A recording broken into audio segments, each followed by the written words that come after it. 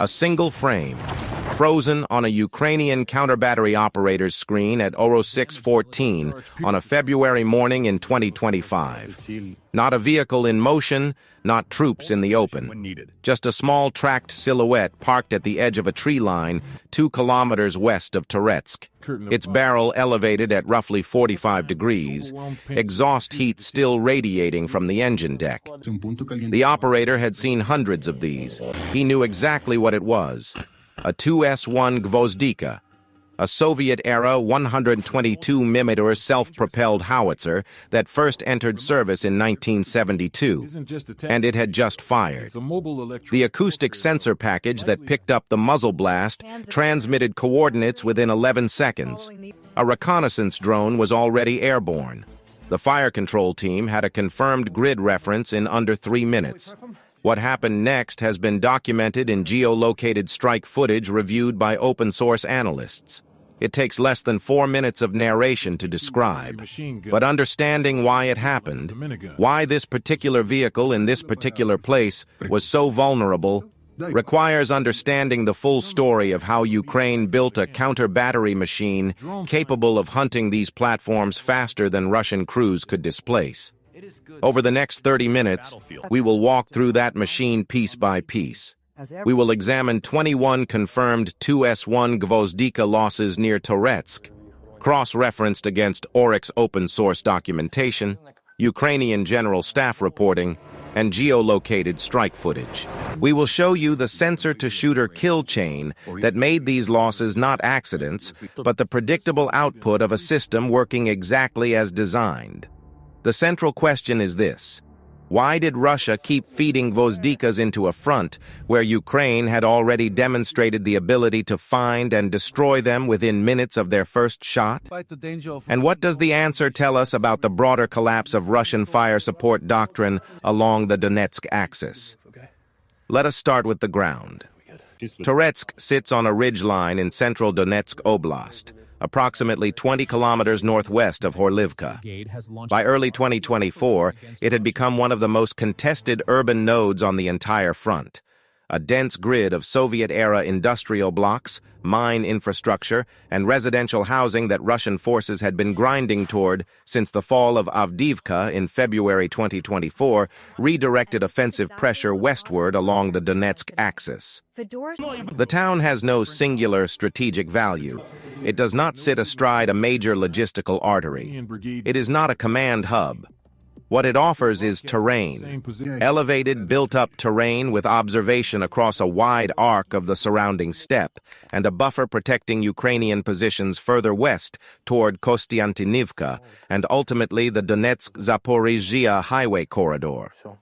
For Russian planners, taking Toretsk was part of a broader effort to generate momentum across the central Donetsk front following the Avdiivka success. For Ukrainian defenders, holding it meant contesting every block, every factory building, every slag heap with infantry, drone operations, and, critically, artillery fire that could reach Russian staging areas, assembly points, and the forward firing positions where systems like the Gvozdika operated. The terrain immediately surrounding Toretsk created specific tactical conditions that shaped everything that followed.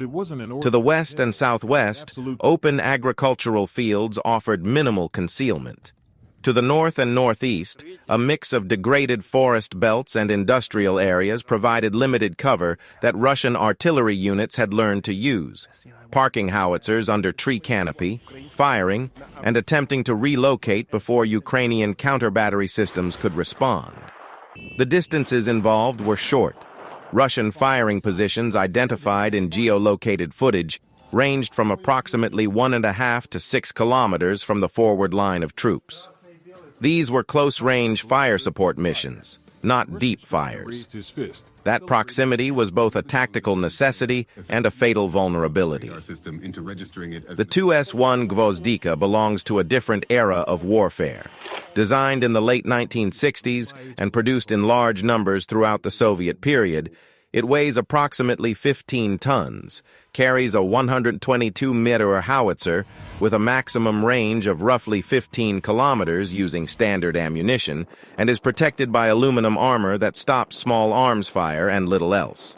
Its crew of 4 operates from inside a fully enclosed turret, a meaningful improvement over towed artillery in terms of crew protection during the firing process itself, but offering essentially no protection against anything heavier than machine gun fire from the exterior.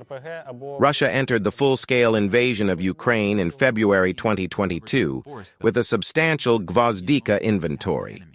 Exact figures are difficult to establish with precision, but Ukrainian and Western defense analysis suggested somewhere between 800 and 1,200 vehicles in various states of readiness across the Russian ground forces and reserve stocks at the conflict's outset. Oryx confirmed losses across the entire conflict had reached well over 200 vehicles by early 2025, with the actual figure almost certainly higher given the difficulty of visually confirming every destroyed unit. Near Toretsk, specifically, the pattern of losses accelerated noticeably through the second half of 2024 and into early 2025. The 21 confirmed losses this investigation focuses on span a period from approximately July 2024 through March 2025. 8 months of sustained attrition concentrated in a relatively compact geographic area. To understand why those losses clustered here, you need to understand the Ukrainian counter-battery system that was hunting them. Here is the part that does not make sense on the surface. Ukraine, fighting with a smaller industrial base and heavily dependent on Western military aid, managed to construct a counter-battery architecture sophisticated enough to regularly destroy Soviet-era artillery faster than Russia could replace it in this sector. How? The answer is layered, and it involves the integration of systems that individually are not new, but together created something Russia had not anticipated encountering at this density and this level of coordination. The first layer is detection.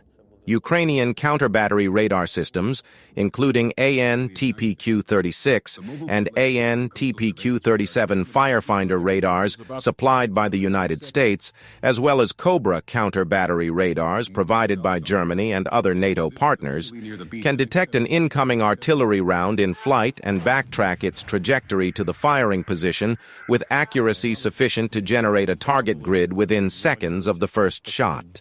The AN/TPQ-36, designed for mortar and artillery detection, can acquire targets at ranges up to approximately 24 kilometers. The heavier AN/TPQ-37 extends that range further for larger calibers. These systems do not need to see the howitzer. They see the shell. The moment a Gvozdika fired, it announced its position.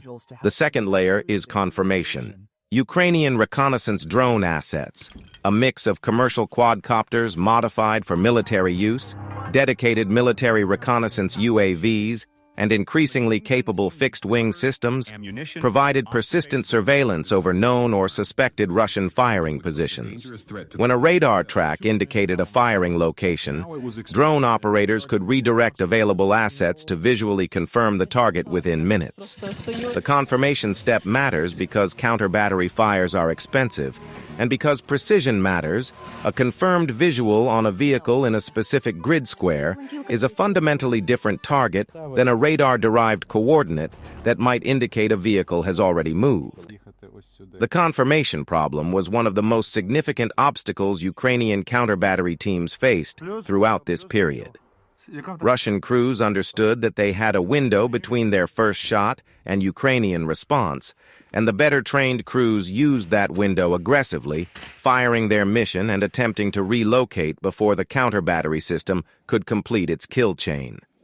What the Toretsk data reveals is that this window, what military planners call the displacement time, was consistently shorter than Russian crews anticipated, or Russian crews were consistently failing to use it effectively. We dug through the available geolocated strike footage and cross-referenced firing times against impact times where that data was visible in footage metadata or could be estimated from published Ukrainian reporting.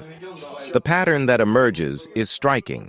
In multiple documented cases, the time from confirmed first shot to confirmed strike on the firing position was under 8 minutes. In at least 3 cases, it appears to have been under 5. For a 2S1 Gvozdika to survive a 5-minute counter-battery response window, its crew needs to complete a fire mission, secure the barrel, close the hatch, start the engine, which on a vehicle that age and in those temperatures may not start immediately, and drive to a new position sufficiently distant from the original that the counter-battery strike misses them. In theory, a well-trained, well-maintained crew with a reliable vehicle can do this. In practice, along the Toretsk front in the winter of 2024 to 2025, many were not managing it. One detail that stuck with me in reviewing this material: in several pieces of footage, you can see the vehicle has not moved at all between the time it fires and the time the strike arrives. Not relocated to a secondary position, not moved to the tree line 10 meters away, just stationary, in the same firing position, engine apparently off.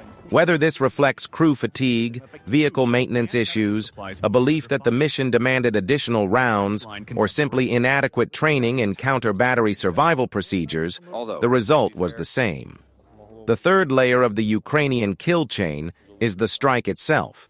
And this is where the diversity of available systems created an additional problem for Russian gun crews.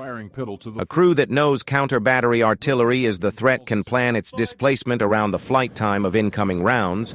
If you know an M7-77 howitzer at 15 kilometers needs roughly 45 seconds to put a round on your position, you have a planning baseline. But along the Toretsk front, Ukrainian strike options included not just counter-battery artillery, but also FPV drone strikes, which arrive on their own timeline entirely, and reconnaissance strike packages that combined drone designation with precision munitions that could be queued independently of the artillery fire control network.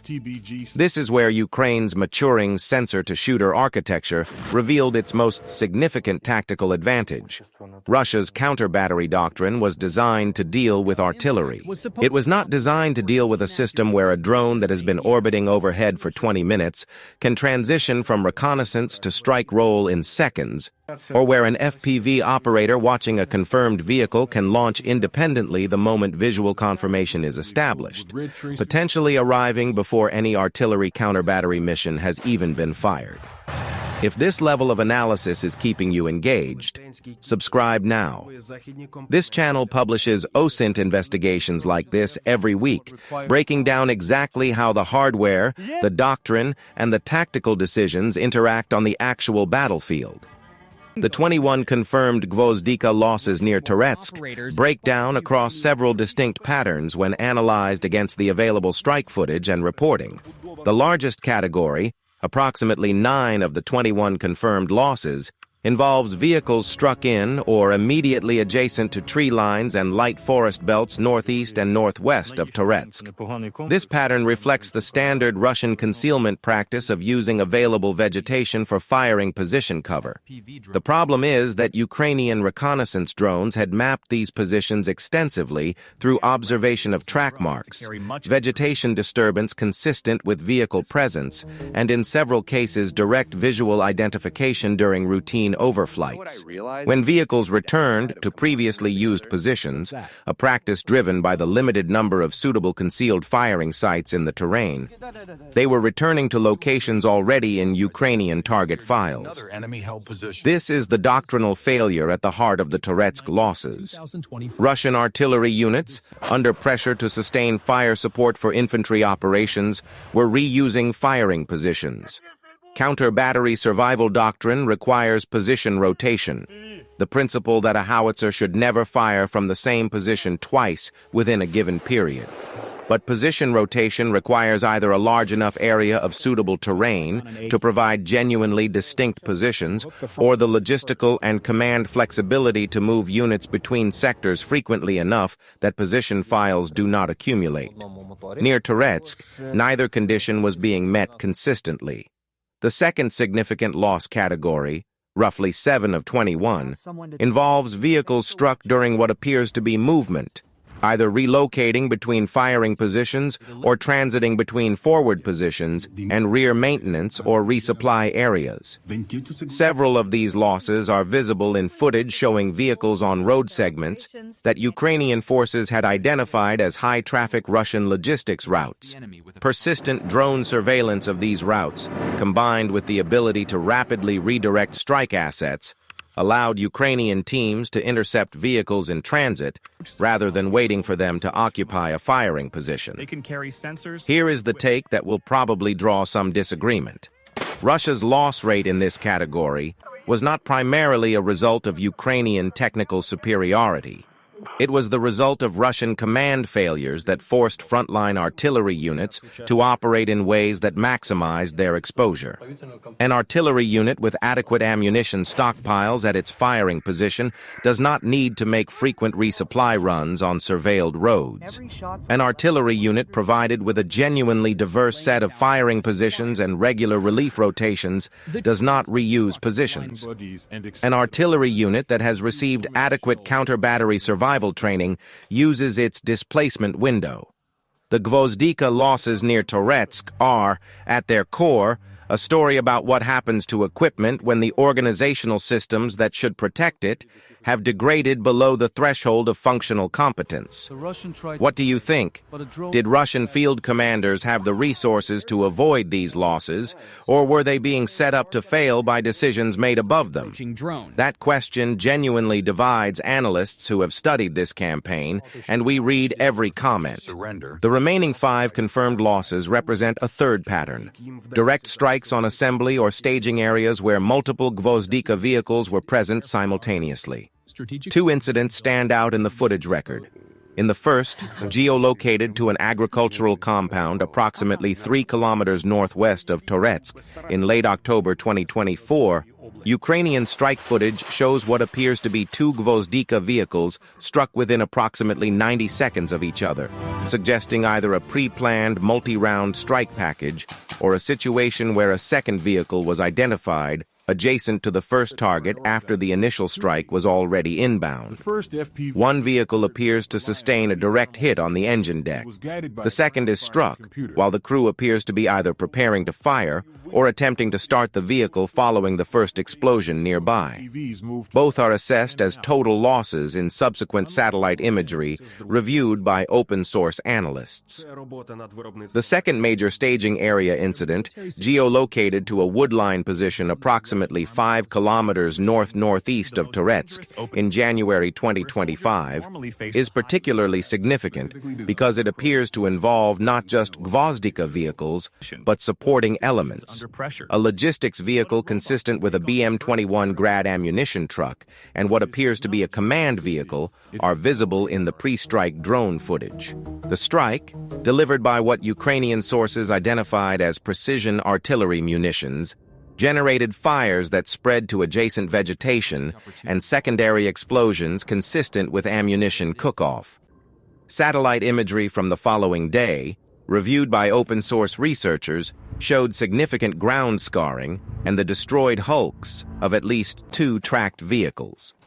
What these staging area incidents reveal is a degradation in Russian operational security. The practice of collocating multiple artillery assets in a single position, even temporarily, even during what should have been a protected maintenance or staging period, speaks to a command environment where the threat of Ukrainian precision strike had not been adequately internalized at the unit level.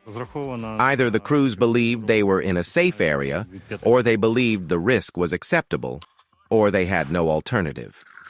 None of those explanations reflects well on Russian artillery leadership in this sector. This is also the point at which the cost accounting becomes stark. A 2S1 Gvozdika, accounting for original production cost, storage, overhaul, and transport to the front, represents a replacement cost that Russian defense economists have estimated in various analyses at somewhere between $500,000 and $1.5 million per vehicle, depending on condition. 21 vehicles at the midpoint of that range represents approximately $20 million in equipment losses in a single relatively small sector over 8 months. That number does not include ammunition consumed in lost vehicles, crew replacement costs, or the operational cost of the fire support gap created when those vehicles are no longer available. More importantly, for battlefield effect, those 21 vehicles represent fire support capacity. Each Gvozdika can theoretically sustain a rate of fire of 4 to 5 rounds per minute in burst mode, with a sustained rate of approximately 1 to 2 rounds per minute during extended fire missions. 21 vehicles removed from the Toretsk sector's fire support structure represents a meaningful degradation of Russia's ability to suppress Ukrainian defensive positions, interdict Ukrainian logistics, and support the close-in infantry fighting that defined the Toretsk battle. Russian intercepted communications reviewed by Ukrainian intelligence and partially published through official channels reflected this degradation. In one exchange from the period covered by this investigation, the specifics of dating and unit attribution have been withheld in public versions to protect collection methods.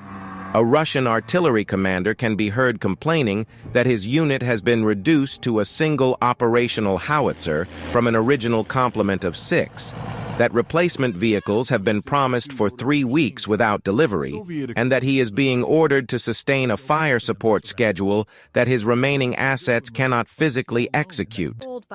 The frustration in the communication is evident. So is the operational reality it describes. Most people assume that artillery losses at this scale would immediately trigger Russian force restructuring, pulling surviving assets back, rotating units out, bringing in more capable systems. The evidence suggests a different story.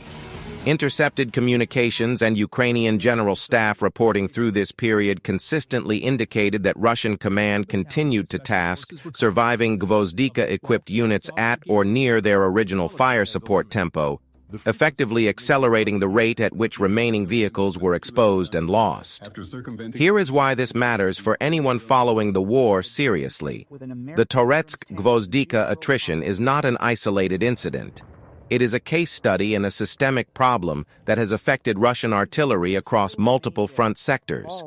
The sensor-to-shooter kill chain that destroyed these 21 vehicles is the same architecture that has driven Russian artillery losses across the Zaporizhzhia axis, the Kherson approaches, and the northern Kharkiv direction. The specific systems involved vary by sector. What works near Toretsk reflects the terrain and available Ukrainian assets in that area. But the underlying logic is consistent. Russia is losing artillery faster than it can replace it in forward positions because Ukrainian detection, confirmation, and strike capability has outpaced Russian counter-battery survival procedures. Now here is what the footage and reporting suggest about the final phase of these losses. The micro-pattern that reveals the most about where the kill chain was and was not working. In roughly 2/3 of the 21 confirmed cases, the strike footage shows a vehicle in a static position with no visible attempt at displacement in progress. In the remaining third, vehicles appear to be in various stages of movement, some clearly relocating, some appearing to have started movement but not progressed far enough from the original position to escape the strike radius. The split matters because it suggests that approximately 1/3 of Russian crews were doing the right thing, recognizing the threat and attempting to displace, but were still being caught because the Ukrainian kill chain was faster than their displacement capability allowed. This is the operational lesson that Russian artillery command should have drawn from the early losses in this sequence and applied to training and procedures for subsequent deployments. The evidence suggests that lesson was not effectively propagated. New vehicles arriving to replace losses were being deployed into the same operational patterns, with the same firing position habits and the same displacement tempos that had gotten their predecessors destroyed. By the time the 21st vehicle was struck in early 2025, the pattern was so consistent in the footage record that open-source analysts were able to predict with reasonable accuracy which categories of position and behavior were most likely to result in the next confirmed loss. Put yourself in the position of a Russian artillery crew commander receiving orders to occupy a firing position 2 kilometers from the forward line in a sector where you know your unit has already lost multiple vehicles. You have a vehicle that may be 8, 10, 15 years overdue for a major overhaul. You have crews who may have received counter-battery survival training that was theoretical rather than practiced. You have a command chain issuing fire support tasking that does not appear to account for your actual survivable operating tempo. What do you do? Some crews, the footage suggests, attempted to solve this through improvisation, building hasty overhead cover from timber and earth, using civilian structures as firing positions to complicate drone identification, varying their firing times to disrupt acoustic sensor patterns. These measures had limited effectiveness against a Ukrainian system with multiple redundant detection layers, but they reflect genuine tactical adaptation at the crew level that is worth acknowledging. The overhead cover problem is particularly interesting. In at least 4 of the 21 confirmed loss incidents, pre-strike footage shows vehicles positioned under hasty camouflage structures, netting, timber frames, combinations of both. In each case, the camouflage was sufficient to complicate visual identification from altitude, but did not prevent either radar backtrack detection of the firing signature or the subsequent confirmation and strike. The camouflage measures Russia's best-performing crews were using were designed for a threat environment defined by aerial reconnaissance photography, not for one defined by acoustic sensor networks, counter-battery radar, and persistent low-altitude drone surveillance operating at ranges of 1 to 3 kilometers from the vehicle. Will Russia adapt its artillery doctrine meaningfully enough to reduce this loss rate? Or will the structural problems in Russian military training and command that produce these patterns persist? Comment yes or no. It is a question worth committing to an answer on. The broader context for these losses extends beyond the Toretsk sector and beyond the 2S1 Gvozdika specifically. By early 2025, according to Oryx and analysis published by the Institute for the Study of War, Russian artillery losses across the entire conflict had reached levels that would represent the complete destruction of a mid-sized European country's entire tube artillery inventory. The Gvozdika losses were part of a pattern that included confirmed destruction of 2S3 Akatsiya 152mm self-propelled howitzers, 2S19 MSTA-S systems, and the towed 2A65 Menstia-B, essentially the full spectrum of Russian divisional and army artillery assets. The Gvozdika's particular prominence in the loss statistics reflects its role as a workhorse system, where more capable and more expensive systems like the 2S19 Menstia-S might be held back from the most exposed forward firing positions. The Gvozdika, cheaper, more expendable in the calculus of Russian logistics, was consistently placed in the positions that generated the most kills. It was the vehicle that Russian planners were most willing to expose, and Ukraine's counter-battery system was most willing to destroy. Similar patterns appeared in the Gulf War, where the coalition's suppression of Iraqi artillery relied heavily on the same sensor-to-shooter integration principle, and in the 1991 Nagorno-Karabakh conflict, where Azerbaijani drone artillery integration previewed what Ukraine would later develop at scale. The historical question worth sitting with is whether this represents a genuine shift in how artillery operates on the modern battlefield, or whether Russia's losses reflect an implementation failure that a more capable peer opponent might not have made. That distinction matters enormously for how NATO planners should think about the implications of this data.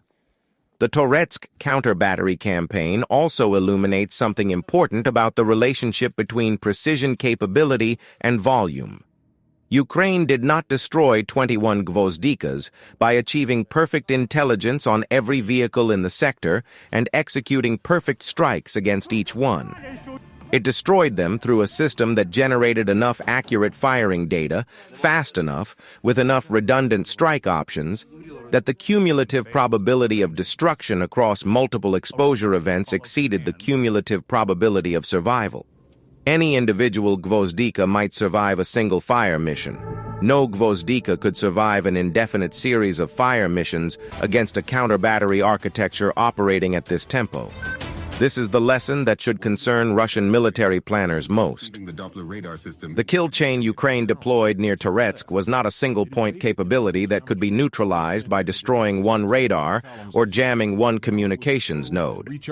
It was a distributed, redundant system with multiple paths from detection to destruction.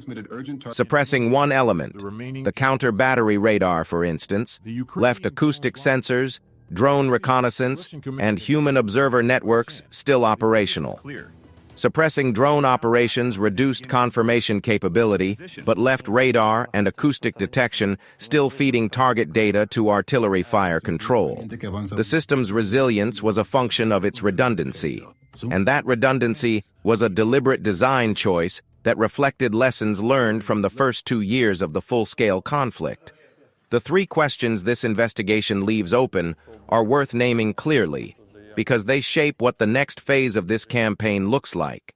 First, could Russia have prevented this loss rate if it had prioritized counter-battery survival training and position rotation discipline at the unit level from the beginning of the Toretsk offensive? The honest answer is probably yes. Not eliminating losses, because the Ukrainian detection architecture is too capable for that, but reducing them to a rate that did not degrade operational fire support capability. The Toretsk losses were accelerated by organizational failures that are, in principle, correctable. Second, does this pattern change the calculation for NATO artillery doctrine? The answer from several Western military analysis organizations has been a qualified yes. The implication that any artillery system operating within counter-battery sensor range in a high-intensity conflict must be able to displace, in under 3 minutes to survive, is already being incorporated into training and equipment requirements discussions. The Gvozdika losses near Toretsk are being studied in military colleges in ways that will shape how next-generation Western self-propelled howitzers approach crew training and vehicle design. Third, what is the next Ukrainian counter-battery target, and has Russia already identified the pattern well enough to protect it? The most likely answer is that the pattern is well understood at the intelligence level and poorly implemented at the operational level.